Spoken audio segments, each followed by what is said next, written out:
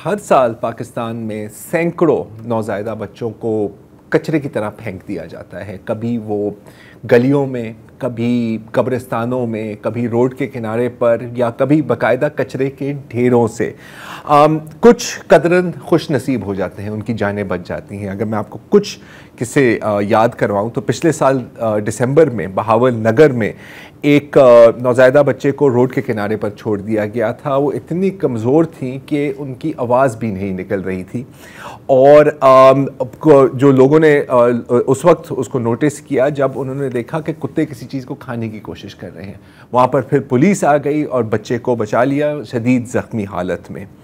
कुछ सेहतमंद हालत में भी बचाए जाते हैं। पिछले साल सितंबर में मोहम्मद आसिफ एक कांस्टेबल हैं इस्लामाबाद पुलिस के, वो अपनी राउंड पर थे, अपनी ड्यूटी पर थे, जब उनको एक कचरे के ढेर से एक बच्चे की हल्की सी आवाज़ आई रोते हुए। तो उन्होंने कचरे के ढेर को देखा तो उसके अंदर एक लाल रंग के थैले के अंदर ये बच्ची मिली, अबैंडन्ड। और यकीनन जिसने इनको छोड़ा था उन्होंने यही सोचा होगा कि यहाँ ही ये दम तोड़ जाएगी।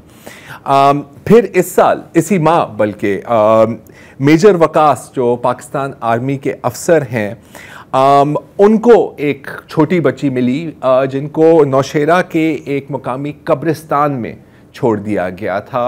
और उन्होंने उस बच्ची को देखा, आप देख सकते हैं उनकी शक्ल मेजर साहब की। और दोनों जो मोहम्मद आसिफ है कांस्टेबल इस्लामाबाद पुलिस के, और मेजर वकास, उन दोनों ने ऐद किया है कि हम इन बच्चों को गोद देंगे, हम इनको अडॉप्ट करेंगे। जाहिर है कि उसका भी एक अपना प्रोसीजर होता है। अब हालांकि 70 की दिहाई से बिल्किस ईदी साहिबा, आप यकीनन सब उनसे वाकिफ होंगे, अब्दुल सत्तार ईदी साहब की अहलिया ने इसी चीज़ को रोकने के लिए एक इनिशिएटिव लॉन्च किया था जिसको कहा जाता है झूला इनिशिएटिव। आप देखें कि कई 100 ईदी सेंटर्स के बाहर एक झूला लगा हुआ होता है, और एक बड़ा सिंपल अपील है लोगों से कि आप अपने बच्चों को कत्ल ना करें, इस तरह रोडों पर छोड़ ना दें, क्योंकि रोड पर छोड़ने का मतलब है कत्ल करना। आप हमें दे दें। लेकिन हम देख रहे हैं कि तकरीबन 50 साल गुजर गए हैं और अब तक भी लोग यही हरकत कर रहे हैं, यही जुर्म, यही गुनाह कर रहे हैं। आज हमने दावत दी है बिल्किस ईदी फाउंडेशन की ट्रस्टी शबाना साहिबा को। बहुत शुक्रिया हमें ज्वाइन करने का। शबाना साहिबा, पहले तो हम बताएं कि मैं अभी बिल्किस ईदी साहिबा मरहूम का एक इंटरव्यू देख रहा था, और वो कह रही थी कि 95% जो इस तरह बच्चों को अपने हाल पर छोड़ दिया जाता है, फेंक दिया जाता है, वो लड़कियां हैं। क्या ये अभी भी दुरुस्त है? जी, अभी भी यही है हाल, इसलिए कि अल्ट्रासाउंड पहले ही करवा लेती हैं। 5-6 मंथ में पता चल जाता है कि आया लड़का है या लड़की। तो एक तो पहले से ही इतने सारे बच्चे होते हैं, और फिर मज़ीद और बच्चियों का बोझ ये नहीं बर्दाश्त कर सकते, और पहले से ही 7वें-8वें मंथ में ये पता लग जाता है। हाँ जी, वो करवा लेती हैं अवार्ड, और ये भी करवा लेती हैं या फिर फेंक देती हैं कचरे के ढेरों में, या कभी तो झूले में डाल देते हैं, कभी शॉपर में। 1-2 दफ़ा हमारी शॉपर में, हमारे ईदी सेंटर है सौरभ गोट, वहाँ पे भी एक गठरी में बच्चा डाल के वो चले गए थे। फिर वो देखा, रोने की आवाज़ आई, तो वो बच्चा उठाया और पता लगा कि बच्चा है जी, लड़की है। तो अब देखें, जैसे आपने कहा कि अल्ट्रासाउंड कराते हैं, अब तो अगर 95% लड़कियां हैं तो एक तसव्वुर जहन में आता है, यकीनन मैं यही सोचता था कि जो लोग इस तरह बच्चे छोड़ते हैं वो शायद वो कपल्स हैं जिनकी शादी नहीं हुई, राइट, वो शादीशुदा नहीं है, जिसको मैं इलिजिटिमेट का लफ्ज़ नहीं इस्तेमाल करना चाह रहा, क्योंकि बच्चे इलिजिटिमेट नहीं होते, वालिदैन इलिजिटिमेट अलबत्ता हो सकते हैं, बच्चे तो इलिजिटिमेट हो ही नहीं सकते, तो आउट ऑफ वेडलॉक कह देते हैं। लेकिन इससे मुझे ये तसव्वुर मिल रहा है, आपने जो अभी बात की है, कि ये तो कपल्स हैं जिनके पहले भी बच्चे हैं, और क्योंकि वो एक नहीं कर सकते, बोझ नहीं उठाना चाह रहे, तो इसलिए तो यही आपको लग रहा है, यही जी, ये भी है। और दूसरा ये कि जो शादी से पहले जो गुनाह जो होता है ये खुद करते हैं बच्चे, तो गुनहगार नहीं होते। तो मम्मी बिल्किस यही कहती थी, एक गुनाह छुपाने के लिए दूसरा गुनाह मत करें जी, और उससे बड़ा गुनाह, जी, वो उससे बड़ा गुनाह ना करें हम। तो इसलिए हमने झूला मम्मी ने रखा था, हर सेंटरों के आगे एक झूला रखा हुआ है कि आप कचरे के ढेरों में बच्चे को ना डालें, के जहर इतने जानवर होते हैं वो खा लेते हैं, काट लेते हैं। यही है जी हाँ, उनको बचाने के लिए। तो ये बहुत बड़ा गुनाह है, इंसानी जान को खतरे में डालना, मारना। बेशक, तो ये बहुत बड़ा, इससे बड़ा गुनाह तो कोई हो ही नहीं सकता ना। अच्छा, वो भी एक... शबाना साहिबा, ये जो बच्चे पंघूड़े में डाले जाते हैं या जो झूले में आपके पास आ जाते हैं, कुछ ऐसा वाकया भी हुआ कि कोई कपल या औरत या मर्द आपकी तरफ आया हो कि यार मैंने ऐसा किया, बच्चे को डाल दिया था झूले में, तो अब आप मुझे वापस दे दें या मैं उससे मिलना चाहता हूँ, ऐसा कोई वाकयात होते हैं? जी, एक दो दफ़ा ऐसे भी वाकया हुए हैं, इसलिए कि ये जोश में आके वो डाल तो देते हैं कि खौफ से, दुनिया के खौफ से या कुछ और भी है, डाल तो देते हैं, फिर बाद में इनको पछतावा भी होता है। तो वो आते हैं और फिर कहते हैं कि हमने गलती से डाल दिया, हमारा गुस्सा था, या फिर कुछ जो आपने कुछ ना कुछ बताते हैं ये अपना रीज़न। तो पहले हम फिर सारी चीज़ें हम डिटेल में मांगते हैं इनसे, क्या है इनका बच्चा है भी या नहीं है, या फिर कुछ इस तरह से वो देखते हैं कि कोई बच्चा डाल के गया हो और वो देख रहे होते हैं कि बच्चा है तो हम उठा लें। तो पूरी चीज़ें हम डिटेल में इनकी हर चीज़ लेते हैं। अगर मैच होता है सारा, हर चीज़ ये डिटेल हमें बताते हैं, हॉस्पिटल का नाम है ये, और टाइमिंग भी है, और जो कपड़े में जो बच्चा कपड़ा पहना हुआ होता है वो हर चीज़, तो वो हम इंक्वायरी करके फिर वो बच्चे को हवाले करते हैं। जी, वेरिफिकेशन। क्योंकि ऐसे केसेस बहुत कम होंगे। जी जी, कम होते हैं, क्योंकि जाहिर है कि बहुत एक पूरी रैकेट भी तो होती है ना, चाइल्ड किडनैपिंग और चाइल्ड ट्रैफिकिंग, तो उनके लिए तो ये एक सप्लाई बन सकती है ना, कि अगर कोई भी आके कहे कि जी मैंने बच्चा छोड़ा था और उसको ऐसे तो नहीं दिया जा सकता। अभी की जैसे माजरत चाहती हूँ, बात काट रही हूँ, अभी पिछले तकरीबन एक बच्चा हमारे पास है 8 माह से। अच्छा, 8 माह से बच्चा है, वो 2 जैसे नन भावज के थे, और ये कह रहे थे कि जैसे हमने एक टिकटॉक बना रहे थे और बच्चा साइड में रखा हमने, और वो कोई उठा के लेके गया और ईदी सेंटर में डाल गया। तो जैसे एक बच्ची तो वो नन लेके गई, अपनी सारी इंक्वायरी की, वो अदालत के ज़रिए बच्ची गई, और बच्चा अभी तक हमारे पास है। वो 8 माह हो गए, बल्कि तकरीबन 9 माह हो गए हमारे पास वो बच्चा है अभी हमारे पास। जब तक पूरी डिटेल ये नहीं देते, और अभी तो अदालत ने कहा है कि आप DNA टेस्ट करवाओ, इससे पहले कुछ हम नहीं कर सकते। अब मैंने कोशिश बड़ी की कि कुछ मुझे पता लगे कि कितनी तादाद होती है, मतलब हर साल कितने बच्चों को इस तरह मतलब फेंक दिया जाता है। वो ये नहीं बात कर रहा, जो आपके झूलों में आती हैं वो भी मैं आपसे पूछूंगा। बहुत मुख्तलिफ फिगर्स मिल रही हैं, अंदाज़न कितने बच्चे होंगे साल में? तकरीबन 250 से 300 साल का है। हर साल तादाद बढ़ती जा रही है, कभी बढ़ती है कभी कम, वैसे तकरीबन 250 से 300 होते हैं बच्चे इस तरह से। अच्छा, अब एक जाहिर है कि कुछ जो बच्चे ईदी फाउंडेशन पालते हैं वो कुछ अडॉप्ट हो जाते हैं, कई मेरा आई एम श्योर के ऐसे भी होंगे जिनको कोई ना कोई कंडीशन हो, या वो ज़ख्मी हो, या कोई बीमारी हो, तो उनकी अडॉप्शन तो फिर बहुत मुश्किल होती होगी। नहीं, पहले तो ये जो 250 से 300 जो बच्चे आते हैं वो तकरीबन समझो कि प्री मैच्योर होते हैं, और कचरों के ढेरों से मिलते हैं, आधे जिसे इस तरह से होता है। और जो बाई चांस कभी नॉर्मल मिल भी जाता है तो वो एडॉप्शन के लिए हम दे देते हैं। अडॉप्शन का सिलसिला मैंने जहाँ तक मुझे पता है तो पाकिस्तान में कदम काफ़ी मुश्किल काम होता है। जिक्र कर रही थी कि तकरीबन 250 से 300 बच्चे हर साल मिलते हैं। ये जिंदा बच्चों की बात हो रही है? नहीं, मुर्दा बच्चों की हो रही है। आपके झूलों में? जी, झूलों में, कचरों के ढेरों में। अच्छा, ये पूरे मुल्क से है या हॉस्पिटलों में? ये कराची? नहीं, सिर्फ कराची का फिगर। ये सिर्फ कराची की? ये सिर्फ कराची। तो अगर हम पूरे मुल्क की बात करें तो हम 1000 से तो ज़ायद ही होंगे तकरीबन। अच्छा, और जिंदा बच्चे कितने मिलते होंगे आपको? ना होने के बराबर मिलते हैं, बहुत कम ना होने के बराबर।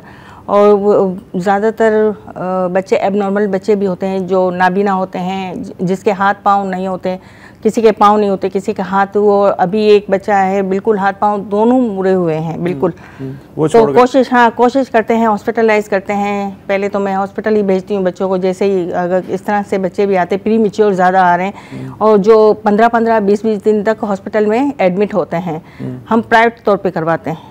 अभी ये अंकल सरिया में 15 दिन तक बच्चा एक एडमिट रहा, प्री मैच्योर था। वो 7वें मंथ में ही 6 से 7th मंथ की डिलीवरी करवा के वो हॉस्पिटल में छोड़ दिया था इन्होंने। फिर वो हमने प्राइवेट तौर पे इनको एडमिट करवाया, और सारा खर्चा 15 दिन तक जो हुआ, और जिस तरह से डॉक्टर कह रहे थे, इस तरह से टेस्ट वगैरह हर चीज़, मेडिसिन वगैरह, ये सारे ना वो कर रहे थे बच्चों के इलाज के लिए, मगर जिंदा नहीं बचते। नहीं इस बचा। तरह के नहीं। कितना मुश्किल होता है ये देखना। बहुत मुश्किल होता है ये, बहुत मुश्किल है ये। ज़ाहिर है इंसानी जान है, कोशिश करते हैं बच जाए, और किसी की गोद खाली होती है वो भर जाए, तो कोशिश तो यही करते हैं कि बच जाए बच्चा, मगर मुश्किल है। प्रीमेच्योर तो बचते ही नहीं। नहीं, वो तो जाहिर है बहुत मुश्किल है। जी शाहज़ेब।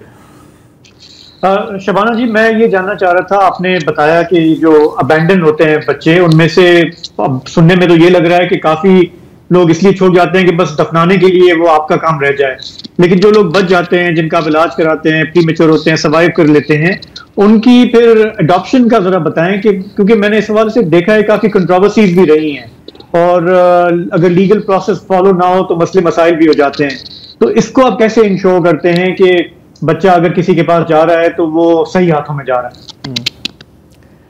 एडॉप्शन फॉर्म का तो सिलसिला ये है कि वो फॉर्म लेते हैं और फिल करते हैं।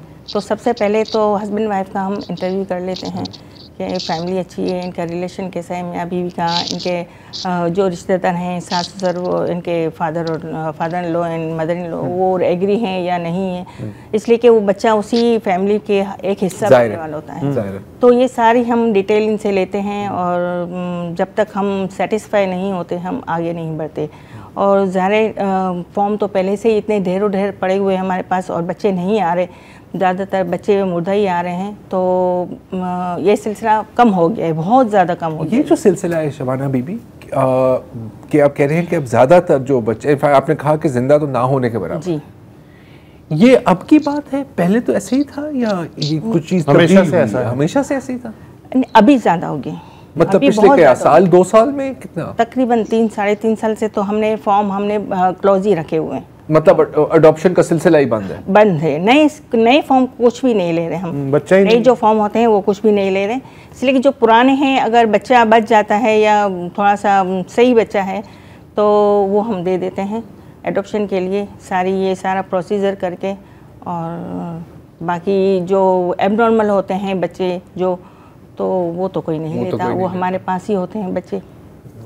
और कुछ तो मैंने ये भी देख रहा था कि कुछ आपके ऐसे भी बच्चे हैं जो, और ये विकी साहिबा की दौर की बात कर रहा हूँ, जो बड़े भी आपके साथ ही हुए हैं और फिर आपके साथ ही जुड़ गए हैं। जी हाँ, मैं कहा राबिया बीबी का कोई मैं नाम सुना, उसके बारे में थोड़ा सा बता सकते हैं आप? राबिया उस्मान। जी, राबिया उस्मान। वो मम्मी की दोस्त थी, इनकी मदर, राबिया की मदर। ओके। और ये कराची आई हुई थी, और जैसे दोस्ती थी मम्मी की और इनकी, आमना नाम था इनका, आमना नाम है।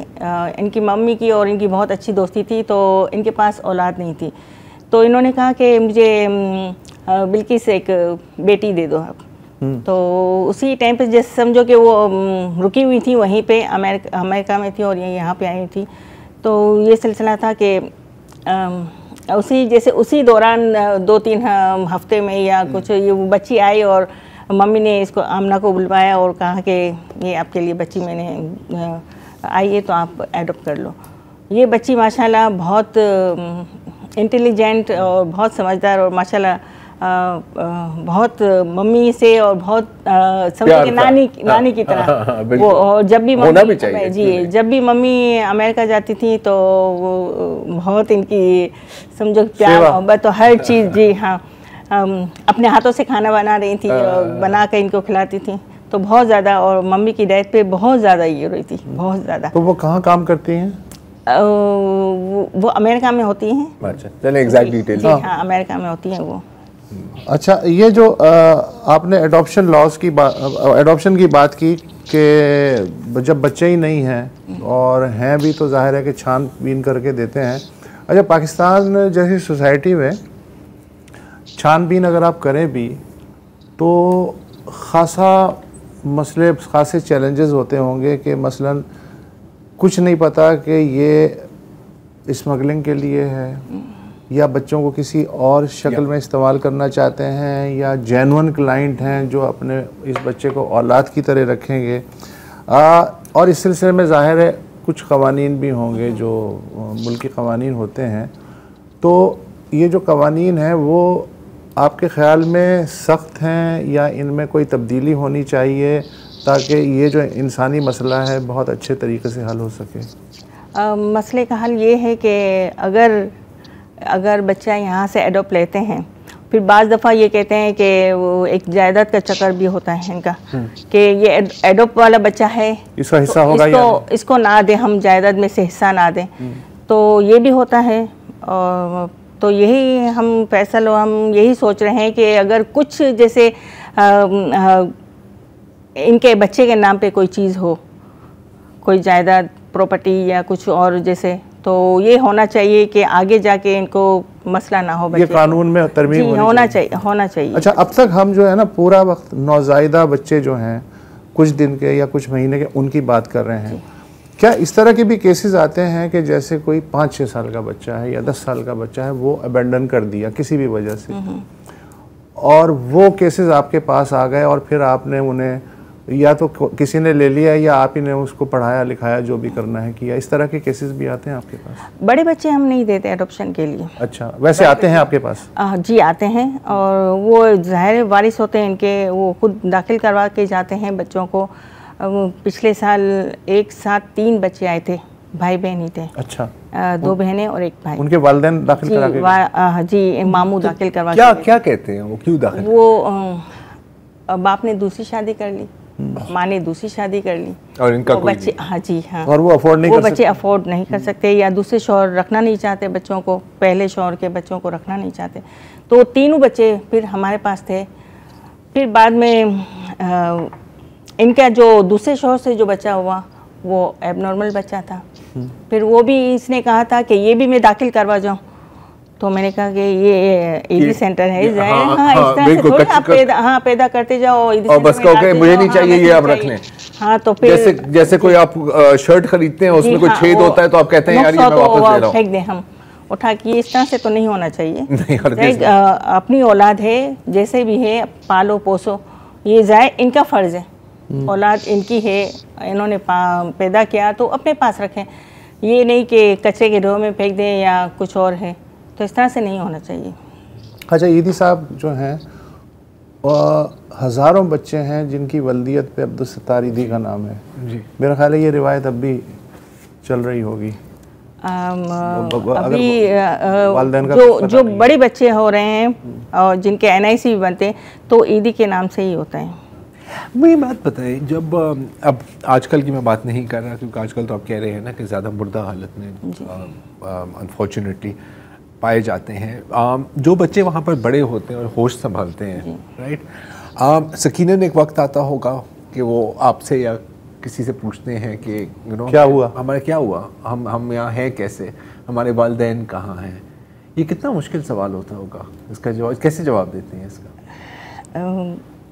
खासकर मेरा तो बच्चियों से ज़्यादा वो मेरा है अटैचमेंट, तो बच्चियाँ पूछती नहीं पूछते, बच्चे नहीं पूछते, इसलिए कि शुरू से एक जब से इन्होंने होश संभालते हैं, और जब से जैसे देखा मम्मी को भी काफ़ी मम्मी से, और तो ये पूछते नहीं हैं कि मेरे माँ बाप महसूस हुई, मेरे माँ बाप का हैं।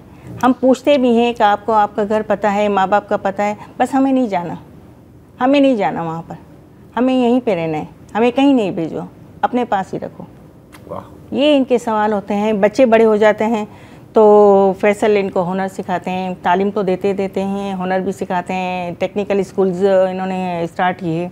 तो बच्चों को अपने पाँव पे खड़ा रखना कि वो अपना भी खर्चा अफोर्ड कर सकें, जब इनकी फैमिली हो तो फैमिली को भी सपोर्ट करें। तो ये अच्छा है कि अपने पाँव पे खड़े हो जाएं बच्चे। क्या बात है। और बच्चियां हैं तो उनकी शादी कर दी जाती हैं, रिश्ते अच्छे आते हैं, छानबीन करते हैं, इंक्वायरी सारी करते हैं। उनकी तो छानबीन मैं सोच सकता हूँ कि आप कितनी सख्त करते हैं।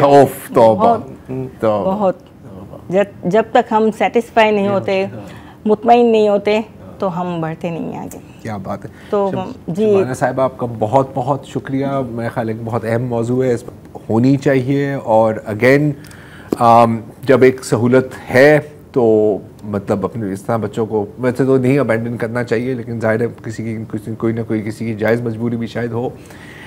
लेकिन अगर ऐसा करना ही है तो ईदी सेंटर के सामने झूले हैं, बेहतर है कि कचरे के ढेर में अपना ही फेंकें।